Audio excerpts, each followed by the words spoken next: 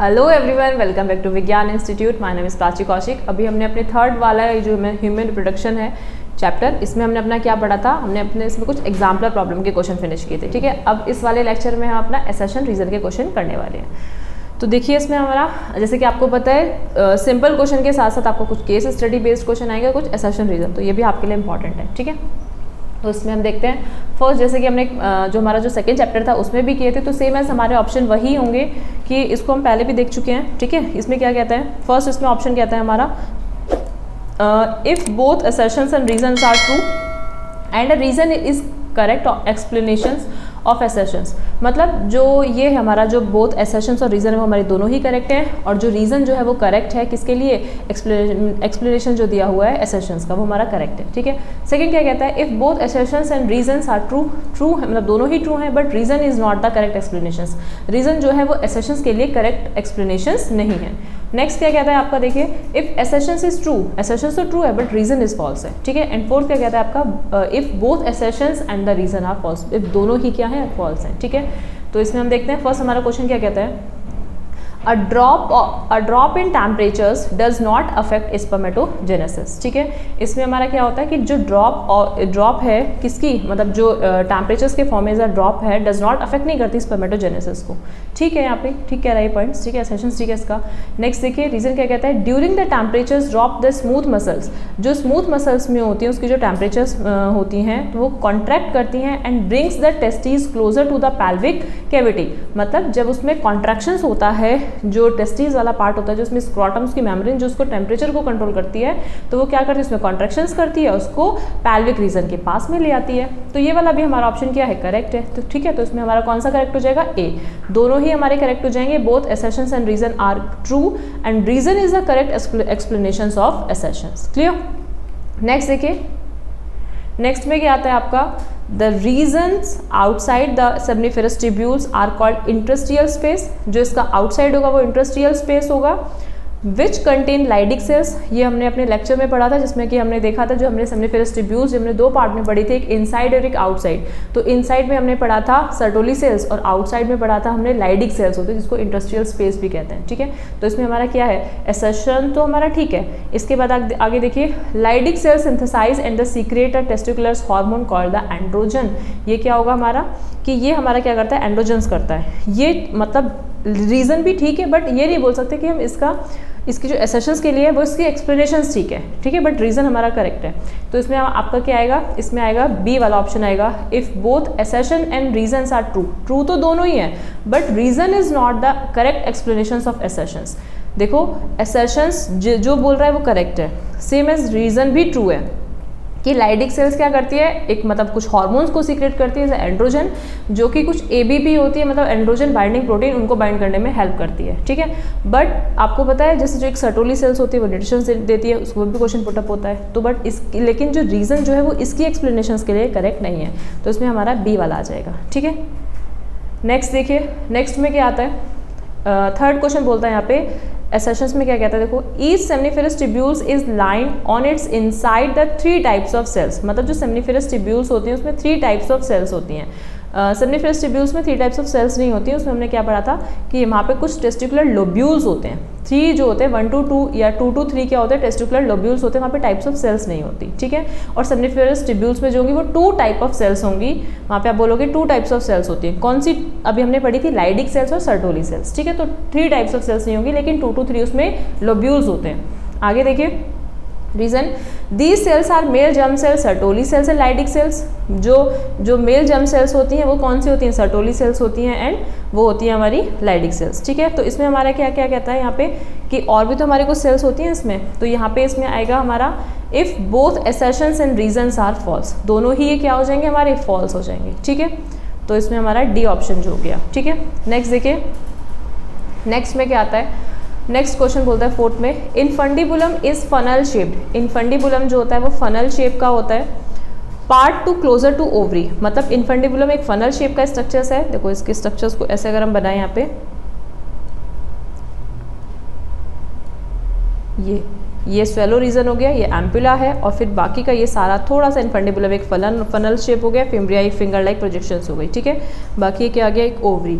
Ovary primary sex organs है जो कि ओवा को प्रोड्यूस करती है, फिम्ब्रियाई फिंगर लाइक प्रोजेक्शंस है, ये इनफंडिबुलम कैसा है, as a funnel like structures. तो ये तो हमारे यहाँ पे करेक्ट है, ठीक है।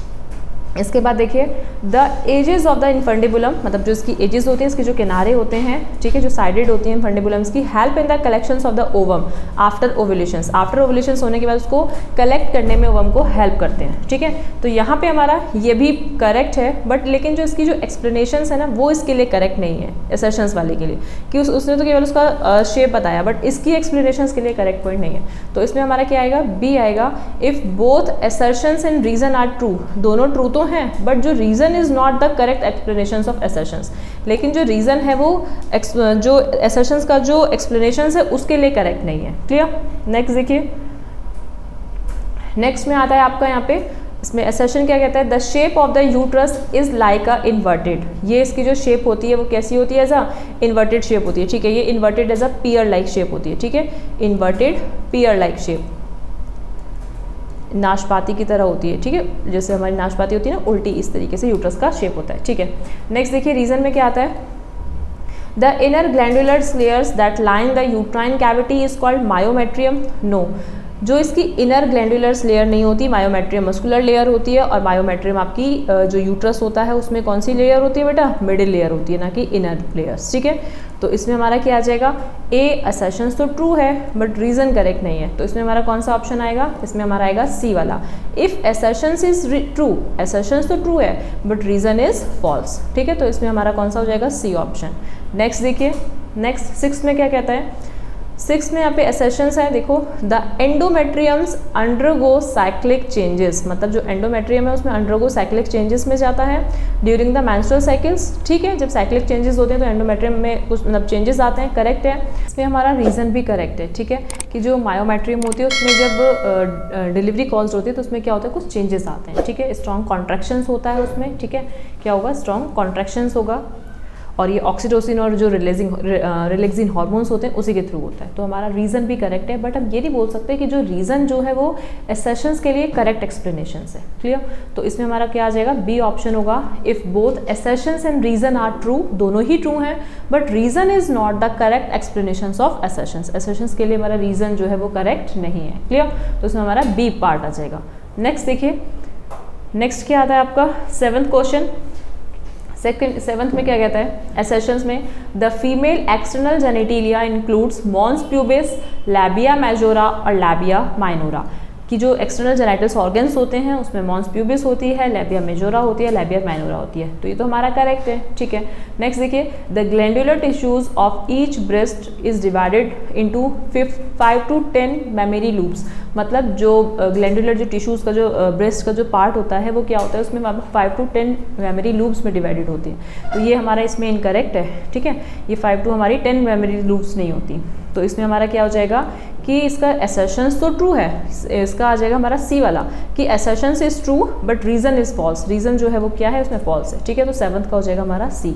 नेक्स्ट देखिए, नेक्स्ट क्या आता है इसमें, एक क्वेश्चन में क्या कहते हैं, sessions the type of the B spermatogonia are called primary spermatocytes.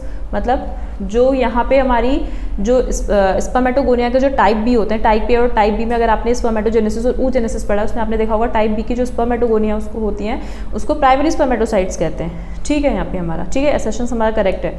Next, the primary spermatocyte complete the first meiotic division. जब फर्स्ट म्यूटिक डिवीजन कंप्लीट हो जाता है तो leading to the secondary spermatocytes, secondary spermatocytes का division उसको मतलब आगे complete होता है। तो ये वाला भी हमारा करेक्ट है, ठीक है। बट इसमें हम ये नहीं बोलेंगे कि टाइप बी अपना एक अलग है, सिर्फ उसको एक नाम दिया है कि प्राइमरी स्पर्मेटोसाइट्स है। सेकंड कह रहा है जब प्राइमरी स्पर्मेटोसाइट में जब meiotic division first meiotic division होता है तो वो सेकेंडरी स्पर्मेटोसाइट्स को फॉर्म करता है, मीन्स स्पर्मेटिड्स को फॉर्म करेगा, देन फिर स्पर्मेटोजोआ आगे बनेंगे, ठीक है। तो इसके लिए ये वाली करेक्ट ऑप्शंस मतलब एक्सप्लेनेशन इसके लिए करेक्ट नहीं है। तो इसमें हमारा कौन सा हो जाएगा, बी वाला कि if both assertions and reason are true, दोनों तो ट्रू हैं but reason is not the correct explanations of reason. यहाँ पे जो इसका जो मतलब रीज़न है वो इसकी करेक्ट एक्सप्लेनेशंस नहीं है असर्शंस की, ठीक है। तो ये हमारा 8th वाले का कौन सा हो जाएगा, B option is correct. Next देखिए, नेक्स्ट में क्या आता है इसमें आपका 9th में क्या आता है, the middle piece is called a power house of the sperm, ठीक है, जो power house of the sperm है उसको क्या बोलते हैं, मिडिल पीस बोलते हैं, क्लियर है। नेक्स्ट देखिए, the numerous mitochondria coiling around axile filament produce energy for the movement of the tail, मतलब जो स्पर्म की जो टेल होती है उसको मूवेबिलिटी देती है, उसको मूवमेंट प्रोवाइड करा रही है और एनर्जी दे रही है। जब उसको एनर्जी देगी तभी तो वो मोटाइल हो पाएगा, तभी तो वो one place to another place से मूव कर पाएगा, ठीक है। तो इसमें आपका रीजन एसेशंस भी करेक्ट है और रीजन भी करेक्ट है, तो इसमें आ जाएगा आपका ए वाला part, if both assertions and reason are true and reason is a correct explanations. वो बोल रहे हैं यहाँ पे पावर हाउस है, पावर हाउस मतलब उसको एनर्जी दे रही है, और एनर्जी दे रही है, कौन एनर्जी दे रहा है, माइटोकॉन्ड्रिया, किसको, स्पर्म को, तभी उसकी टेल जो होती है या पूरा स्पर्म जो होता है वो मोटाइल इन नेचर में हो पाता है, ठीक है। तो दोनों इसकी कैसी होगी, करेक्ट एक्सप्लेनेशंस भी हो गई एसेशंस की और दोनों ही ट्रू हो गए, क्लियर। नेक्स्ट देखिए, नेक्स्ट में क्या आता है आपका, इसमें 10th क्वेश्चन बोलता है human male ejaculates about 50 to 100 million sperms during a coitus, मतलब जब सिंगल एक फर्स्ट क्वार्टस या फर्स्ट इंटरकॉर्स होता है तो 50 to 100 मिलियन ऑफ स्पर्म का इजेकुलेशंस होता है, नो, यहाँ पे बेटा 300 मिलियन का वन टाइम में इजेकुलेशंस होता है, ठीक है। 300 मिलियन ऑफ स्पर्म इजेकुलेट्स होते हैं one during the one time of copulations या वन टाइम ऑफ क्वार्टस, ठीक है। तो इसमें यहाँ पे तो ये तो हमारा गलत हो गया, इनकरेक्ट हो गया असर्शंस। रीजन देखिए, for normal fertility at least 40% sperms must have the normal shape and the size, मतलब जो कि सिर्फ 40% होते हैं कि जो नॉर्मल जो स्पर्म का जो शेप और साइज जो होता है वो 40% जो सिमिलर होता है, नहीं, आपका इसमें 60% या 70% की रेंज बीच में आपका यहाँ पे ये सिमिलर साइज के होते हैं, ठीक है, और सिमिलर शेप के होते हैं, या फिर आप यहाँ पे से 70+80 भी ले सकते हैं, ठीक है। नेक्स्ट देखिए, तो यहाँ पे आपका ये वाला भी क्या हो जाएगा, इनकरेक्ट हो जाएगा। तो इसमें कौन सा ऑप्शन बैठता है, इसमें हमारा क्या बैठेगा, दोनों ही इनकरेक्ट है हमारे, तो if both assertions and reason are false, ठीक है, दोनों ही कैसे हो गए, इनकरेक्ट हो गए। नेक्स्ट देखिए, नेक्स्ट क्या आता है 11th में आपका सेशंस बोलते हैं यहाँ पे all copulations do not lead to the fertilizations and pregnancy, मतलब सारे ही कॉपुलेशन जो होती हैं, ज़रूरी नहीं है कि जितने भी टाइम या कितने भी टाइम अपना कॉपुलेशन अगर कॉज होता है तो हर टाइम थोड़ी ना होता है कि फर्टिलाइजेशन कॉज हो सकता है या प्रेगनेंसी कॉज हो सकती है, ठीक है। इसके बाद और देखिए, मतलब डू नॉट कॉजेज, ठीक है, ये करेक्ट है, एसर्शन तो करेक्ट है। रीजन में क्या कहता है, fertilizations can occurs only if the ovum and sperms are transported simultaneously to the ampullary isthmic junctions. ये एज इट इज एनसीईआरटी का पॉइंट है कि fertilization is take place in the between या at the junctions between the ampullary and isthmus junctions. या आप ये भी बोल सकते हो कि fertilization is take place in a ampullary region, तो एम्पुलरी रीजन या इन दोनों के जंक्शंस के बीच में ही फर्टिलाइजेशन कॉज होता है, तो रीजन भी हमारा क्या है, करेक्ट है। तो इसमें आपका ए ऑप्शन आ जाएगा, if both assertions and reasons are true and reasons is the correct explanations of assertions, ठीक है, तो इसमें हमारा ए ऑप्शन आ जाएगा। नेक्स्ट देखिए, नेक्स्ट क्या है, अब हम अपना यहाँ पे 12 क्वेश्चन देखते हैं, देखो क्या कहता है ये, इसमें एसर्शंस में क्या है, the embryo with A2 16 blastomeres is called morula. A2 जो 16 की जो सेल्स होंगी वो हमारी ब्लास्टुला वाली जो सेल्स होंगी वो मोरूला होंगी, वो ठीक है, ये तो हमारा करेक्ट है, ठीक है। नेक्स्ट देखते हैं, the morula continues to divide and transform into the trophoblast. Morula जो होता है वो कंटिन्यू डिवाइड होता रहता है, ये पहले हमने यहाँ पे पढ़ा था मोरूला, देन फिर इसके आगे हमने क्या पढ़ा था, ब्लास्टुला, ठीक है, जिसमें कि हमारी A2 16 जो सेल हो गई वो मोरूला की हो गई, 16 to 32 जो सेल्स हो गई हमारी ब्लास्टुला, तो वो हमारी 16 से 32 सेल हो जाएंगी, फिर 32 से फिर 64 सेल हो जाएंगी, तो वो हमारी ग्रेस्टुला में आ जाएंगी, ठीक है, ग्रेस्टुला। तो वो ये बोल रहा है कि जो मोरूला जो होता है वो कंटिन्यू डिवाइड होता रहता है, ट्रांसफॉर्म हो जाता है ट्रोफोब्लास्ट में, ट्रोफोब्लास्ट में ट्रांसफॉर्म नहीं हो रहा, वो हमारा ब्लास्टुला में ट्रांसफॉर्म हो रहा है, देन फिर वो ट्रांसफर होता है ग्लेस्टुला में, ठीक है। तो हमारा जो रीजन होगा वो हमारा कैसा हो जाएगा, वो फॉल्स हो जाएगा। तो इसमें हमारा कौन सा ऑप्शन है, हमारा सी ऑप्शन, जिसमें कि हमारा है कि if assertion is true, assertion तो ट्रू है बट जो रीजन जो है वो कैसा है, फॉल्स है, ठीक है। नेक्स्ट देखिए, नेक्स्ट में क्या आता है, एसर्शंस आफ्टर इम्प्लांटेशंस के बाद क्या होता है, finger like projections appears on the trophoblast पे, मतलब अपीयर फिंगर लाइक प्रोजेक्शंस दिखते हैं ट्रोफोब्लास्ट पे, और कॉल्ड द क्रायोनिक विलाइज, उसको क्या बोलते हैं, क्रायोनिक विलाइज बोलते हैं, ये हमारा ट्रू है, ठीक है। इम्प्लांटेशंस के बाद एक क्रायोनिक विलाई फॉर्म हो जाती है, जो कि हमारी क्या होती है, ट्रोफोब्लास्ट पे फिंगर लाइक प्रोजेक्शंस होती है, उसी को बोलते हैं क्रायोनिक विलाई, ठीक है। इसमें नेक्स्ट देखिए, रीजन में क्या कह रहा है कि chorionic villi are surrounded by the uterine tissues, वो यूट्राइन टिश्यूज के सराउंडेड होती है मैटरनल ब्लड्स, ठीक है। ये भी हमारा क्या है, क्रायोनिक विलाई जो होती है वो सराउंडेड होगी यूट्राइन टिश्यूज में, उसमें कुछ आपका एमनियोटिक फ्लूइड्स होता है, मतलब इनसाइड जहाँ पे फीटस ग्रो करता है, और मैटरनल ब्लड्स भी होता है, तो ये भी हमारा करेक्ट है। बट ये जो है वो इसकी एक्सप्लेनेशन जो है वो इसके लिए करेक्ट नहीं है, ठीक है। तो इसमें क्या आ जाएगा, इफ़ बी आ जाएगा हमारा इसमें कि if both assertions and reason are true, दोनों ही ट्रू हैं, but reason is not the correct explanation, reason जो है वो करेक्ट एक्सप्लेनेशंस नहीं है ऑफ द असर्शंस की। क्लियर।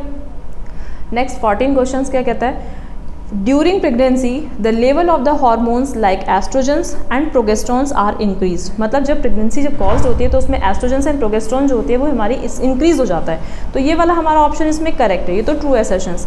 बट जो रीज़न जो होता है, the increase productions of these hormones is essentials for the fetal growth, मतलब जो इंक्रीज जब प्रोडक्शंस होती है तो उसका मतलब फीटल की ग्रोथ के लिए, जब ये हमारे हार्मोन्स जब एस्ट्रोजन्स भी होंगे प्रोगेस्ट्रॉन्स भी होंगे तो इसकी फीटल ग्रोथ के लिए तो होंगे, मतलब ठीक है, उसको इन्हेंस कर देंगे उसकी थोड़ी सी प्रोडक्शंस, ठीक है, ग्रोथ के लिए, फीटल की ग्रोथ के लिए। बट आप ये नहीं बोल सकते कि जो रीज़न है वो इस असर्शंस की करेक्ट क्या है, आपकी एक्सप्लेनेशंस है, तो रीज़न भी ट्रू हो जाएगा। तो इसमें हमारा क्या आ जाएगा, बी ही आएगा। If both assertions and reason are true, ये दोनों ही ट्रू हो जाएंगे, but reason is not the correct explanations of assertions, assertions के लिए जो करेक्ट एक्सप्लेनेशंस रीज़न वाली नहीं होगी ये, ठीक है। नेक्स्ट 15 क्वेश्चन हमारा क्या आता है इसमें, vigorous contractions of the uterus, मतलब विगोरस कॉन्ट्रैक्शंस होता है यूट्रस में at the end of the pregnancy cause the expulsions, उसमें क्या होता है, एक्सपल्शंस होता है, ये तो ट्रू है, ठीक है। तो उसी को हम पार्चुरेशंस बोलते हैं, मतलब जब विगोरस कॉन्ट्रैक्शन होगा यूट्रस में तब क्या होगा, जो बेबी जो होगा वो एक्सपेल आउट हो जाएगा, तो वही हमारा एक्सपल्शंस है। रीज़न क्या कहता है इसमें, द स्टिमुलेटरी रिफ्लेक्स, जो स्टिमुलेटरी रिफ्लेक्स होगा between the uterine contraction and oxytocin, मतलब ऑक्सीटोसिन तो एक हार्मोन हो गया, ऑक्सीटोसिन सीक्रेशंस होगा, रिजल्ट्स इन द वीकिंग कॉन्ट्रैक्शंस, मतलब यूट्राइन कॉन्ट्रैक्शन के बीच में और ऑक्सीटोसिन के बीच में क्या होगा, कॉन्ट्रैक्शंस होगा, एक रिफ्लेक्स, एक जब यूट्रस में कॉन्ट्रैक्शन होगा तो एक कंडीशन उसमें ऐसी आएगी कि रिफ्लेक्स फॉर्म होगा, मतलब एक रिलैक्सिन हार्मोन के थ्रू एक स्टिमुलेटरी क्या हो जाएगा, रिफ्लेक्स कॉज हो जाएगा, जो कि एक रिजल्ट किसका बनेगा, एक कॉन्ट्रैक्शन जो होगा वो धीरे धीरे डिक्लाइन होता जाएगा, कम होता जाएगा, ठीक है। तो ये हमारा इसमें क्या है, ये फॉल्स है। तो इसमें आपका कौन सा ऑप्शन आएगा, कि इसमें आपका सी वाला आएगा कि if assertion is true, assertion तो ट्रू है बट जो रीज़न जो है वो क्या है, फॉल्स है, ठीक है। तो यहाँ पे अभी हमने अपने लास्ट 15 क्वेश्चन फिनिश किए, ठीक है। इसके बाद हम अपना जो हमारा नेक्स्ट लेक्चर होगा रिप्रोडक्टिव, ठीक है, ह्यूमन रिप्रोडक्टिव, उसको हम अपने नेक्स्ट लेक्चर में कवर करेंगे। Thank you.